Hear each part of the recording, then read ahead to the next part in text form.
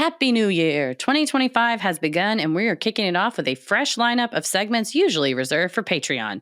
2 prior case updates, a dispute for Judge Christie, and more. This week's episode is Bonus Segment Mixtape. Sinisterhood.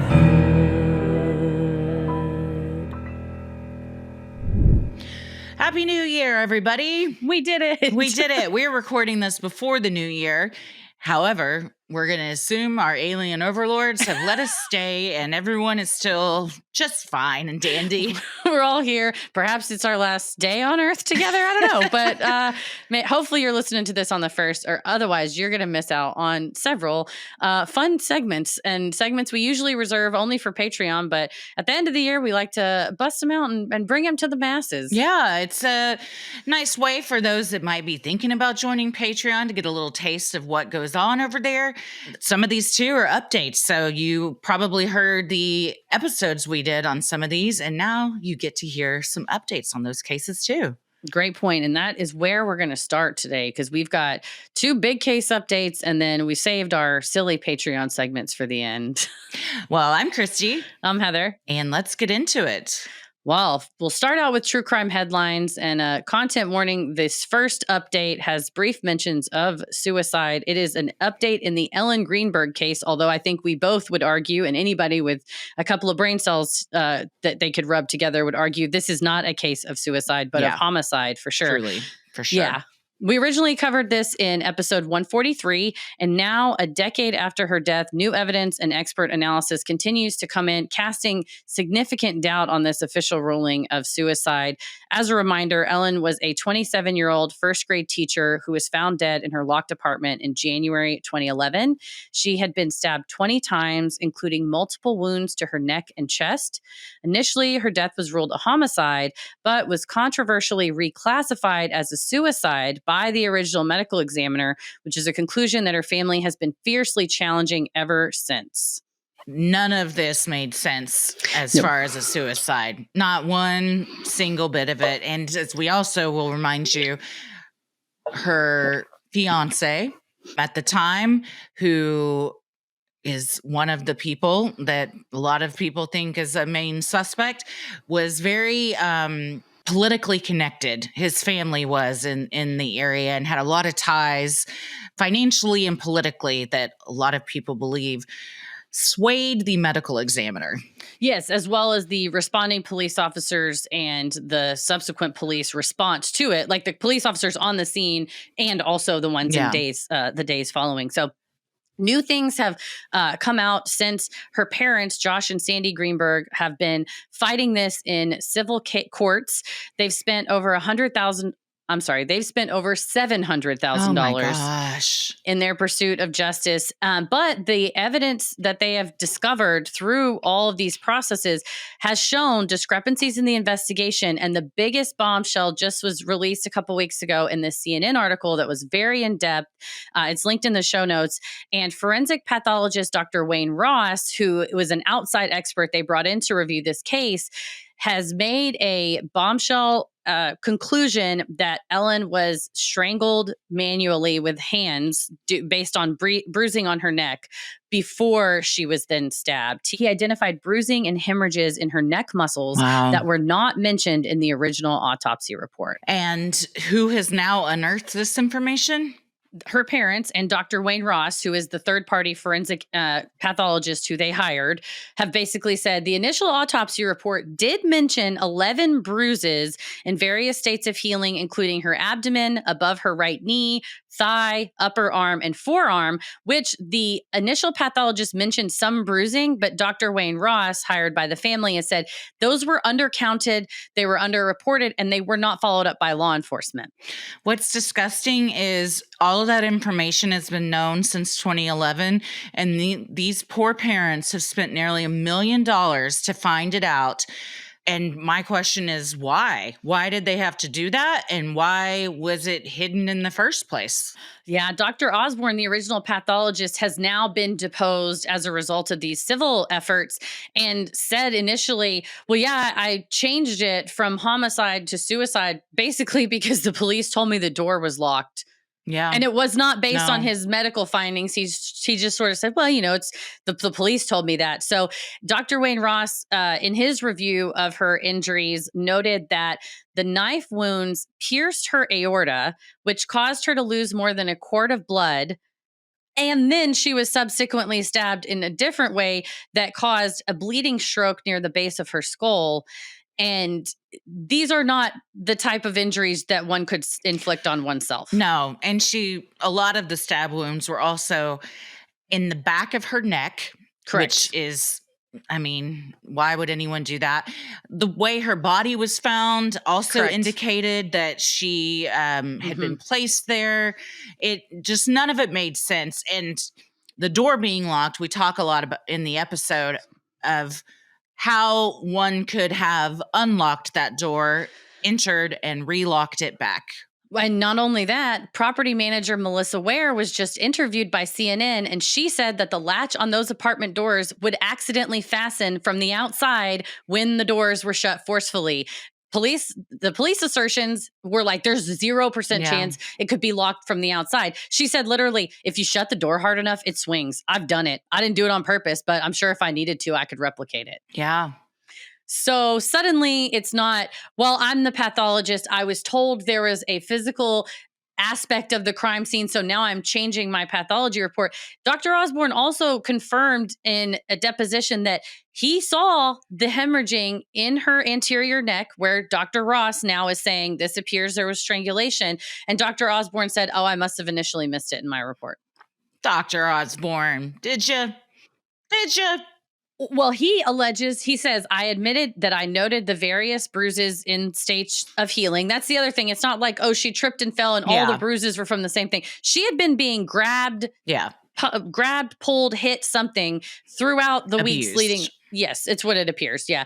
Well, Dr. Osborne said he'd noted those bruisings and even requested more information from Ellen's family and from her fiance, Sam, saying, quote, I don't think our efforts to speak to the boyfriend were met successfully. I don't know that any answer was ever garnered from the boyfriend at that time regarding the bruising. That is true. They certainly didn't question him the way he should have been. No, when the detectives interviewed him at the time, no questions were asked about bruising, although 11 of those bruises were noted in the autopsy report. So there's also been more holes punched in Sam's alibi story. Surveillance video that's discussed in the CNN article says it shows Sam alone as he approached the apartment. He previously claimed that a security guard had accompanied him. The security guard working that day, Phil Hanton, has filed a declaration swearing he did not accompany Sam upstairs that day. Good for him. And the surveillance video shows him getting on the elevator alone. Sam's cousin and uncle also claimed they spoke to Sam on the phone as he forcefully opened the door. But again, video surveillance and phone records contradict that. And correct me if I'm wrong, but didn't he say that he went to go work out in his jeans and work boots in the something like that, the condo apartment complex or workout thing? Yes. It was nobody would go work out in the things that he said he was wearing. It was all very strange. It was, it extremely strange in my opinion. And then some of her loved ones spoke to CNN as well, including a longtime friend, Erica Hamilton, saying, I think she was hiding stuff that was going on in her relationship. She seemed concerned about, I believe Erica had just recently gotten a degree in like counseling, mental health counseling. And Ellen seemed very concerned that what she told her counselor would somehow be heard by someone else, but she didn't really say who. It was like, everything I say is like protected, right? Yeah. Right. And the friend's like, yeah, why? And she's like, the friend literally said, unless you're suicidal and you're like a harm to yourself, then they would have to report it. Are you? And Ellen's like, no. And she's like, oh, well, then that's the only thing to worry about. So having that interaction in the weeks before, and then all of a sudden she's found having did it to herself, despite all evidence to the contrary. And one thing that the parents have always wanted to get this ruling changed for is because they cannot proceed with a criminal investigation if on the death certificate it says suicide. Yeah, or a wrongful death. Yeah. For any of us, we can't say, oh, he did it. You know what I mean? Because it's quite literally the legal document said that it was suicide, despite the fact that this is like completely insanely wrong. I will never not beef with Josh Shapiro over his siding with the state in this case. Like, I think it's like sick and like against his, against anybody's integrity to look at this and go like, oh, no, it was definitely suicide. It's just like there's no question. And the things that Josh Shapiro originally cited of, oh, she searched painless suicide before death, she fucking didn't. She just didn't. Like, they have done forensic audits of her computer. That search was not on there. She was searching side effects of psychiatric medication she was on, which we're all allowed to Google. So, yes, I would also say if they want to say she searched painless suicide and then claim how she was found was also suicide, it certainly wasn't painless. No, not at all. Speaking of Sam, he's been largely out of the public eye after her death during the pandemic. And we didn't talk about this in our episode. I think maybe we didn't confirm that it was him, but CNN has confirmed that Sam Goldberg actually went to college with the comedian Adam Pally, who's in like the Mindy Project. And, it's like one of those, his face if you saw him. During the pandemic, they had a podcast together in which they discussed like basketball and like fun life anecdotes. Well.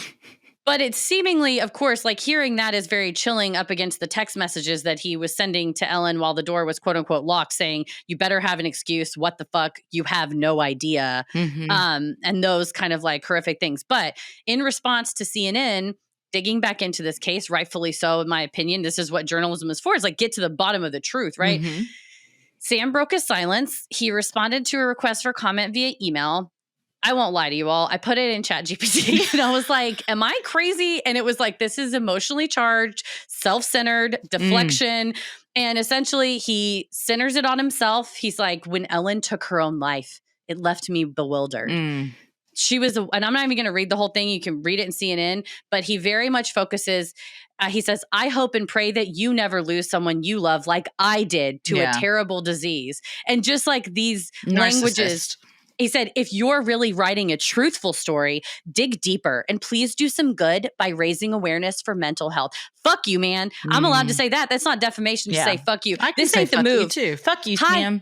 Fuck you, man. Hire a fucking PR firm. You sound like an idiot. Put it through ChatGPT yourself. It's fucking free. Or $20 a month if you want unlimited. And write and go, am I going to look like an asshole if I send this to CNN? You are! Spoiler alert, you fucking are. Narcissists don't think like that, though.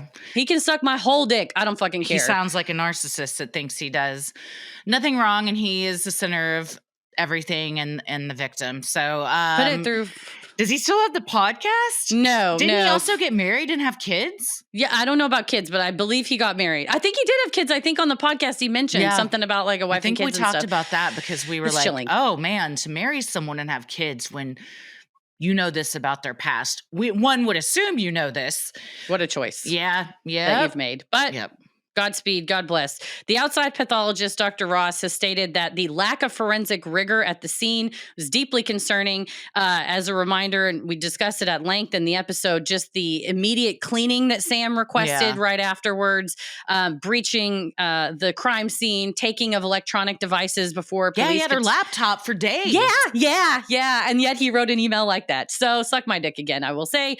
Josh and Sandy Greenberg are now pursuing lawsuits aimed at overturning the suicide ruling. And we can only hope that the justice system will look with clean and truthful eyes at what is real, just obvious, blatant forensic evidence right in front of them and will do the right thing.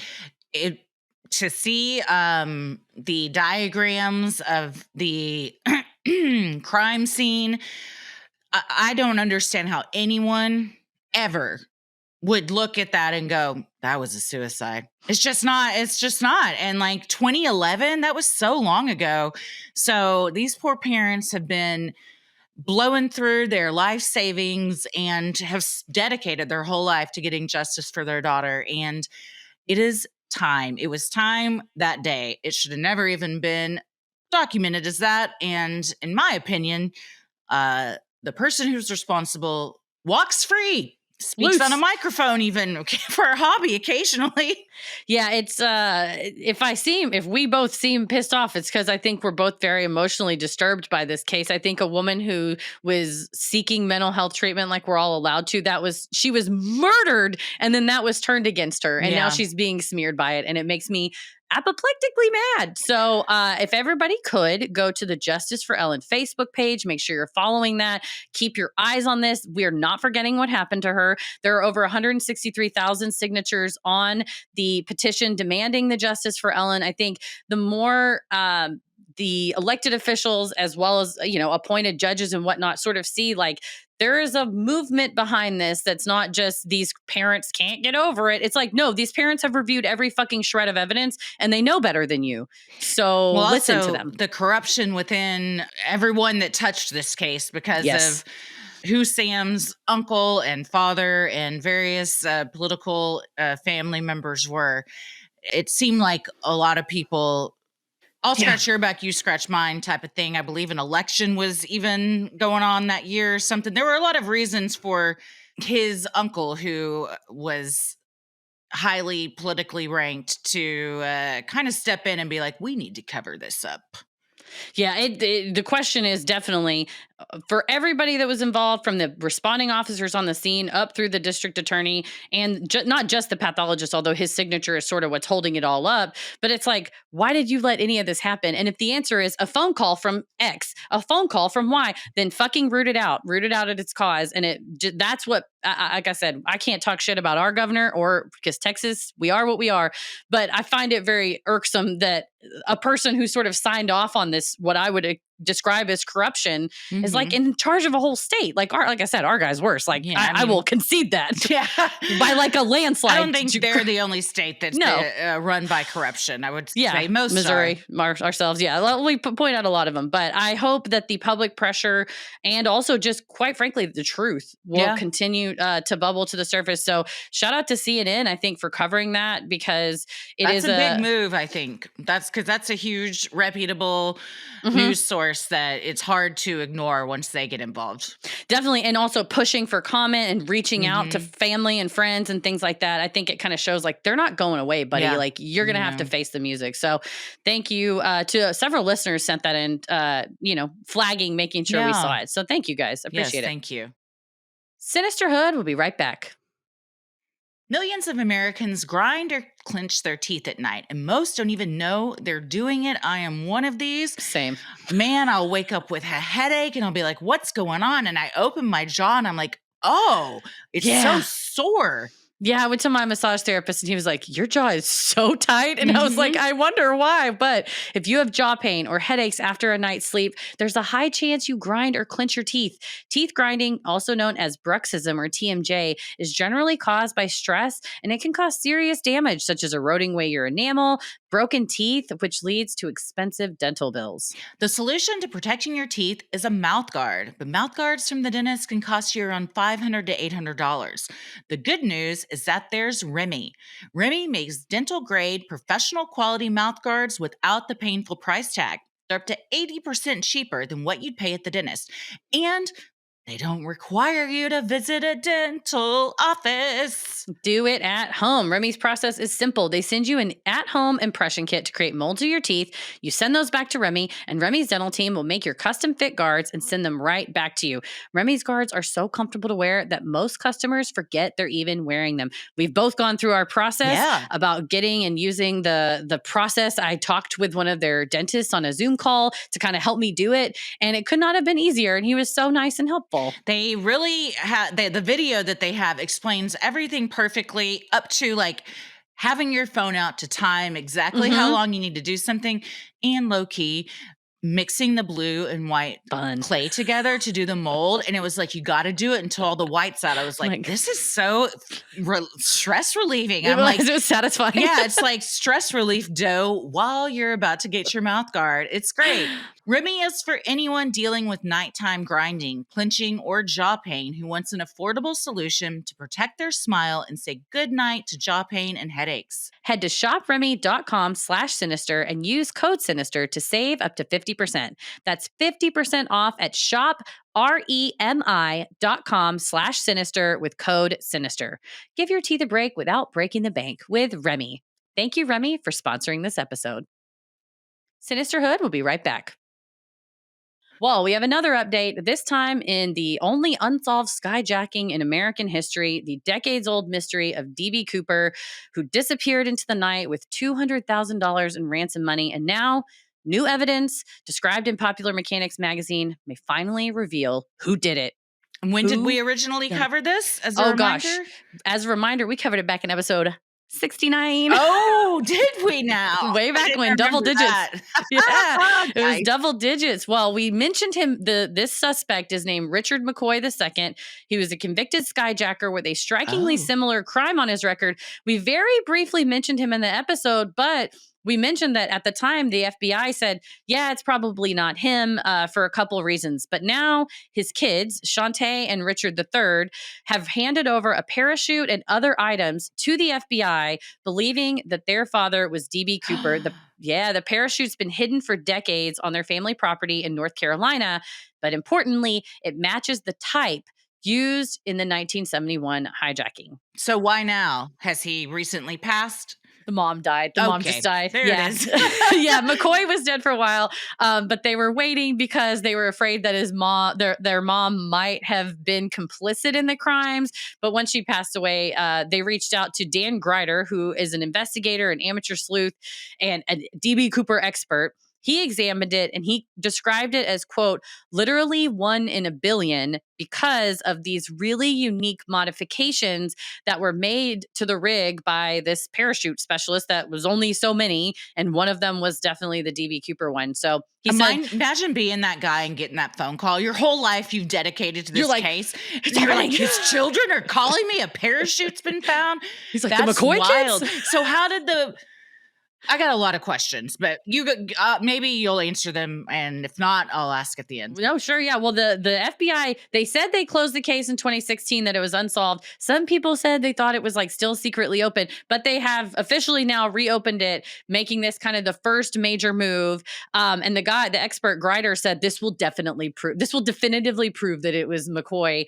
And Greider can finally sleep at night now. Waiting. He was he gets the call and he's like, the McCoy children, Richard McCoy. And then they're like, come look at this parachute. He's like, well, if it had that modification, then we would know. And then you see the modification, you fucking see stars. Your life changes.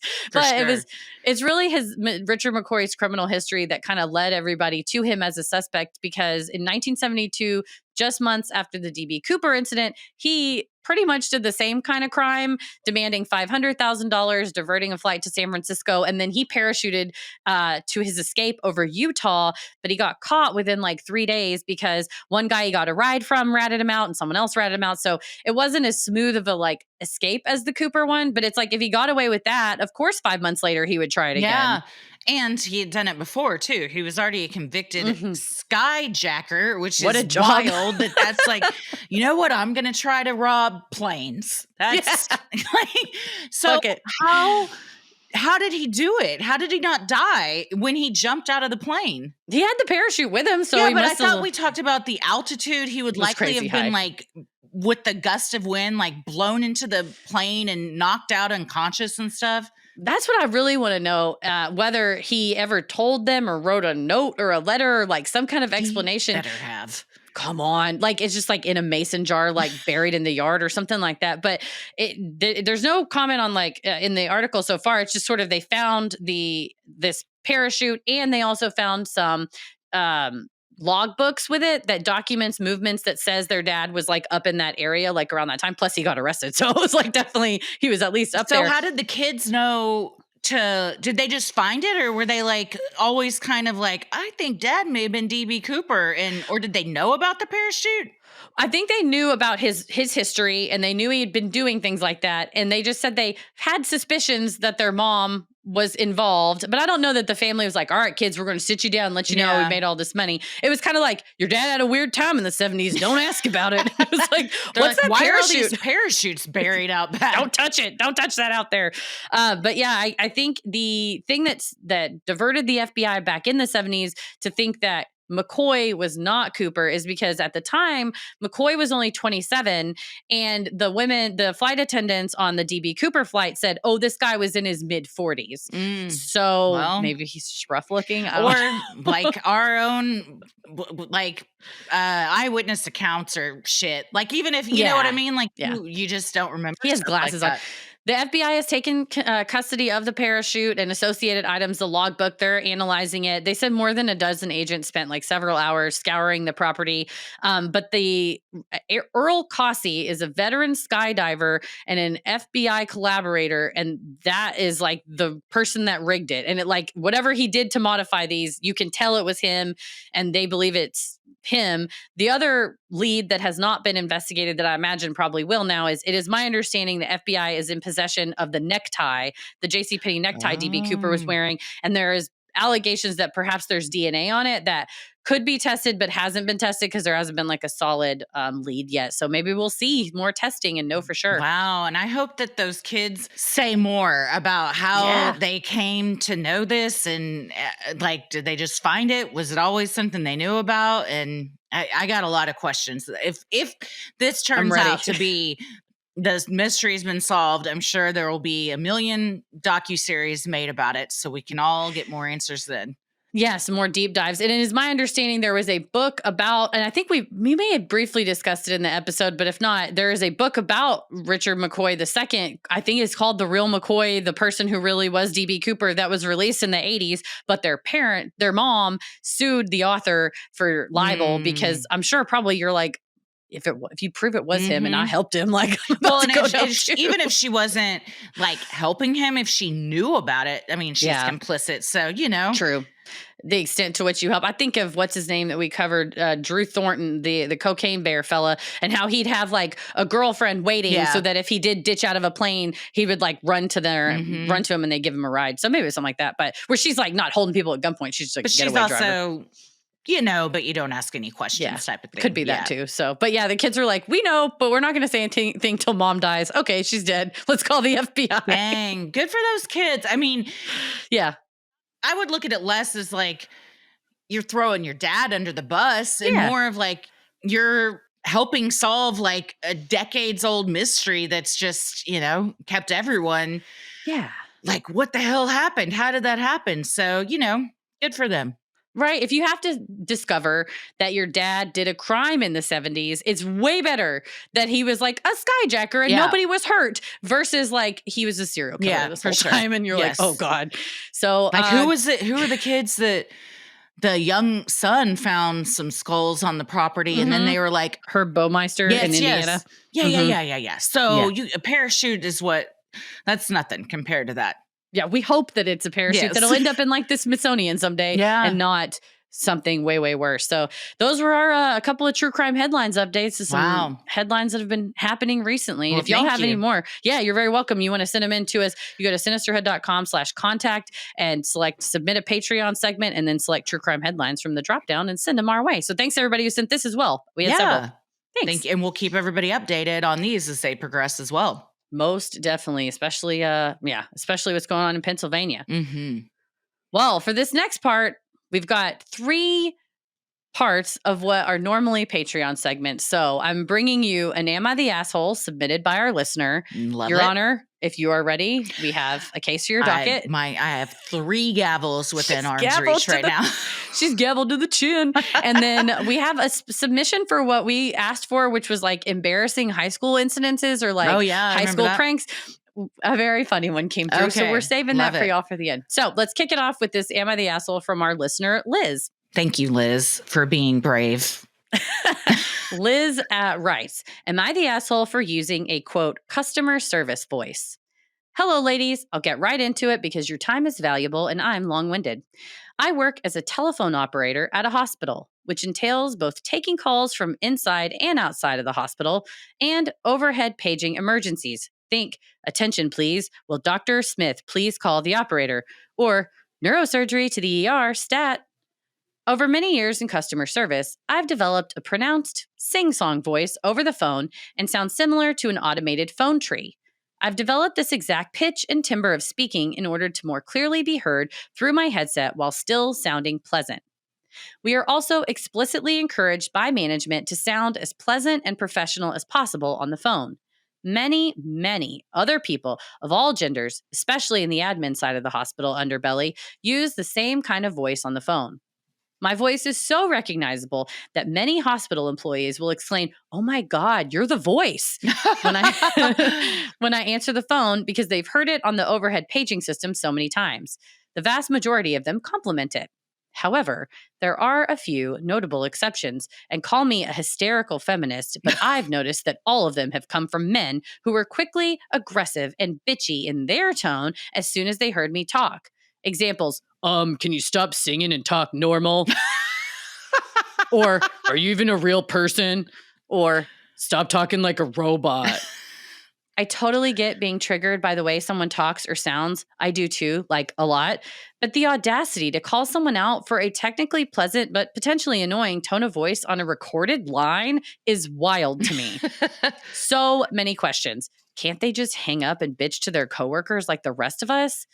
Do these men feel condescended to or maybe threatened by a woman taking charge of a conversation? What if I had a strong accent or a foreign accent or a stutter? Would these complainers still feel entitled to demand I immediately change it? Well, I've tried and failed to change it. I have a very strong mental block to the point that when I recorded my personal cell phone message, it took several attempts to sound normal and not customer service. I genuinely would love some advice on how to change it because I'm stuck. However, if I am the asshole, I will dedicate myself to turning it into more of a conversational tone and try harder to figure out how to alter my voice. So, will I be the asshole for continuing to use a sing-song voice on the phone at work? Love and appreciate you both, and I will humbly accept whatever you decide. Truly on the fence, but I'm finding it so difficult to change it, it seems like a moot point. So a person will call her at their desk and she'll be like, "Hi, this is Christie. Can I help you today?" Like sing-songy? It seems like it. I mean, that would drive me nuts, but I'm not going to tell you to your face. Well, she said just hang up and yeah. But I mean, I also get real triggered by people's voices and stuff like that. Yeah, I mean, I don't think you're an asshole. I just think like some people will find that annoying and some people won't. I bet people find the way I talk annoying sometimes, but People those people probably aren't find the way I talk annoying too. those people aren't meant to listen to me. But she's an operator, so that might be, you have to talk to a lot of people.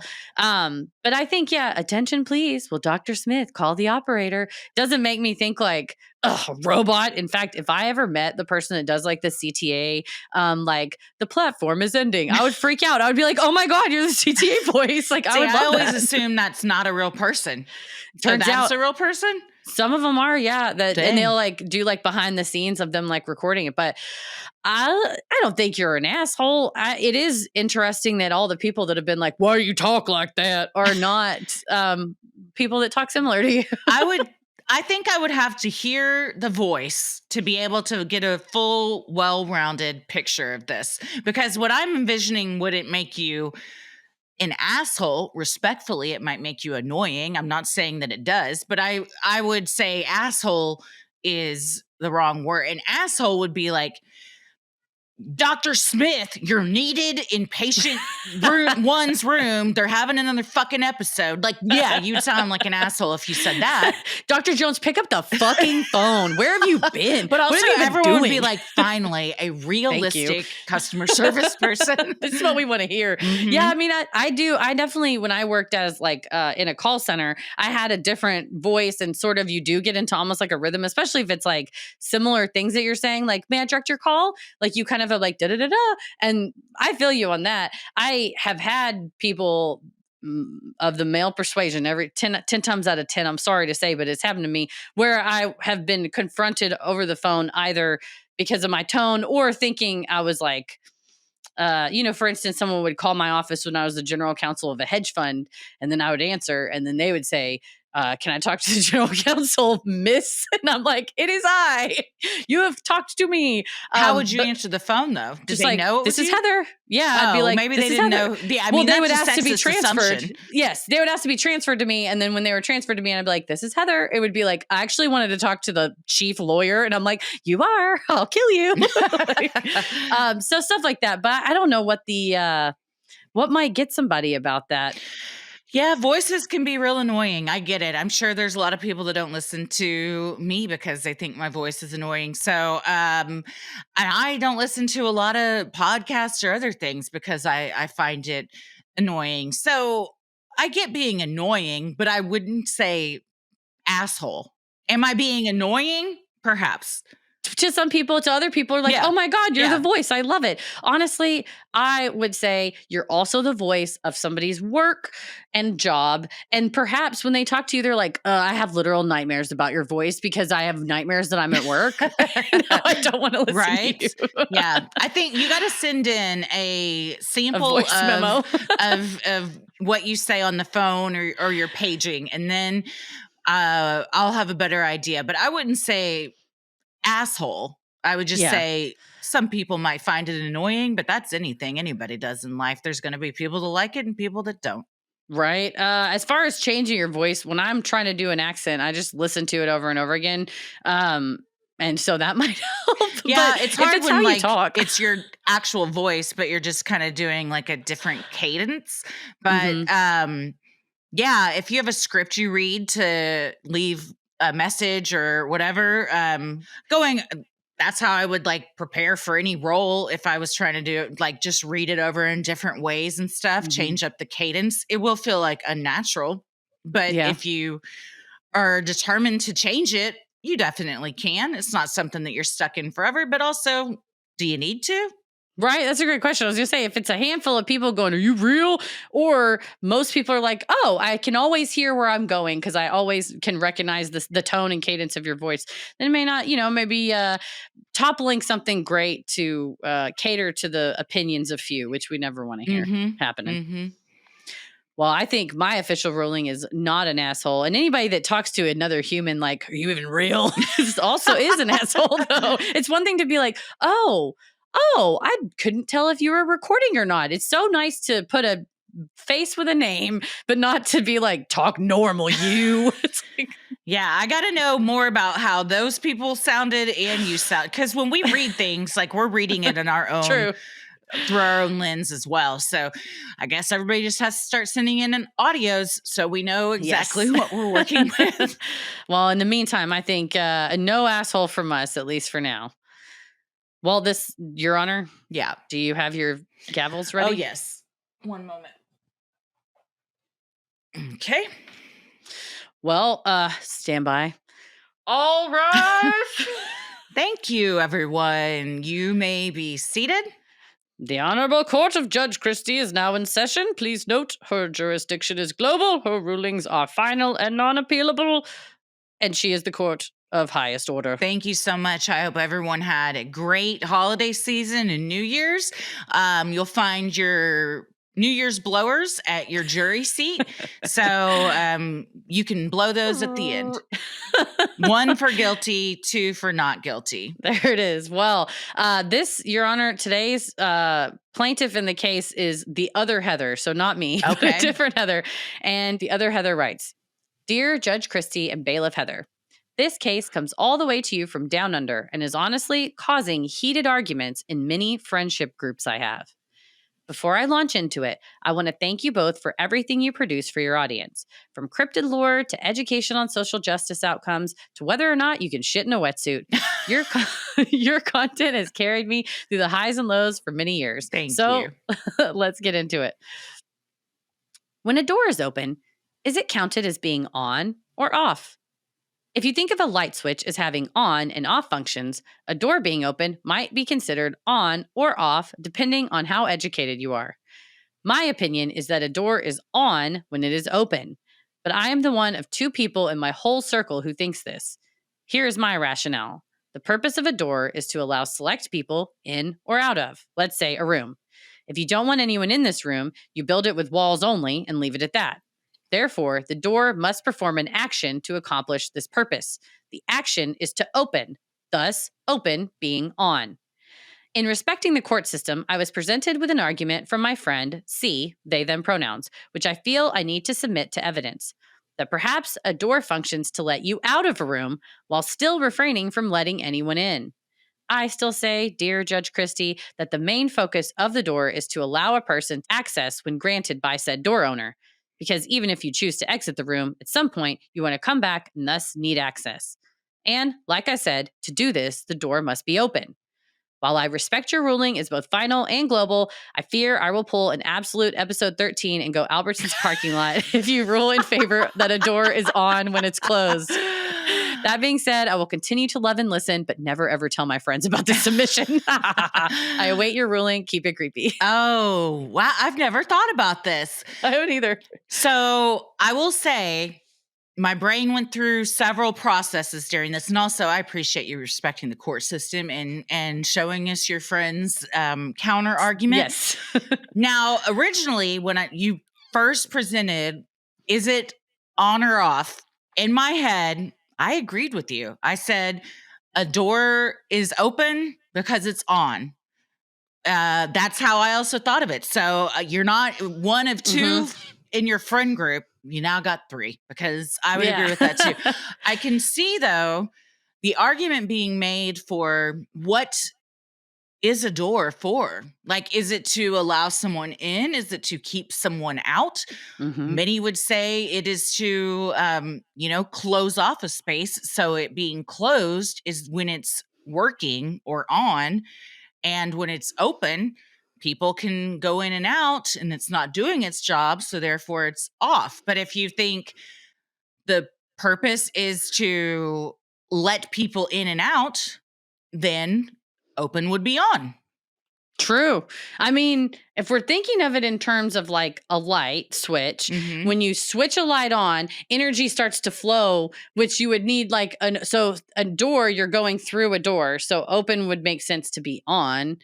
But that's a good point that C brought up, that it also is to let people out of the room versus not letting other people in. I think this is why instead of on and off, people say open and close, because there's probably not really an answer based on the definition of on and off that we apply to other things. And also, there's different reasons one might have a door, to let people in or to keep people out. That's true. I mean, if it's you're controlling whether the door is up, you're right. If the function of it on would be unlocked, unless I think if it's like a bank vault door, then locked is on, versus the door like on I think you should leave that goes both ways. Like one that, it's open to a coffee shop. Anybody can walk in. Then maybe when that one's open, then it's on. But if it is like a vault door or like a prison door, it's doing what it's supposed to be doing when it is locked. Now, it does seem more that a door is to keep people out and have privacy, because if you didn't need a door, one could build like just an archway where a door is, or, just a pass through. So true. Now that I'm running it through, it's like a bathroom has a door, and mostly it's there to shut for privacy, right? Yes. If not, you would just have a walk in and we could all just, Then so everyone's just going in a bucket in the corner. Right? Oh, meat warlock style. Then in that case, it being shut is on, because it's doing its job when it's shut. Damn. And then I think that means saloon doors are like a dimmer, because like just depends on what. Either way, that's an interesting thing, because man, and one of those things is it reminded me of the backpack debacle, which is the front and the back, but it is a classic case, Your Honor. Precedent in this court. How different people's brains kind of think of stuff like that. I don't know that there's a right or a wrong answer. I think it's another example of how a lot of things are left up to the interpreter's, interpretation. That's a good way to put it. It's quite literally perspective. Because if you're on the inside of a door and you want to get out, you're like, this isn't working. Yeah. But if you're the person on the outside going, I've turned the door on and locked it, now they can't escape. Right? So for each of you, one of you thinks it's on or off. It depends on which side of the door you're on, just like life. Just, hey, baby, it all depends on what side of the door you're on. Am I right? Well, my first reaction was open equals on. So in that way, I hope I made you feel validated. I will say, though, I think my ruling would have to be, it depends on the purpose of the door. Whether or not because opens could, in some doors, you want open and others you don't to fully do their job. This thing's supposed to stay shut and it won't work now. Like my closet, the end of my hall, my coat closet door, the latch is kind of weak and I want it to be closed because my coats go in there and I don't want it to be slightly ajar when I'm walking down a long dark hallway at night after getting a glass of water going, is that a coat hanging out or a hand? It's always a coat. First of all, it's always a coat. But like that, to me, I'm like, well, that door isn't on. It's like malfunctioning because I need to go shove it because it won't shut. Yeah. Yes. So I think that, I think it could be it's all perception, you know? I think it depends on the function of the door. You're right, Your Honor. This is why people come to you. Using the door. It's true. This is the wisdom that they yearn for when they bring their disputes to your court, Your Honor. Thank you so much. And for everyone that's not on Patreon, this is my newest gavel. Let's show it to me. Hell yeah. It's a mini Law and Order gavel that a dear listener sent to me, and it makes the Law and Order sound when you bang it, which is super fun. Incredible. So do I. Well, thank you, everybody. Dun dun. Dun dun dun dun dun dun dun on a Tuesday. I wish that we could change all gavels in all courtrooms to sound like that.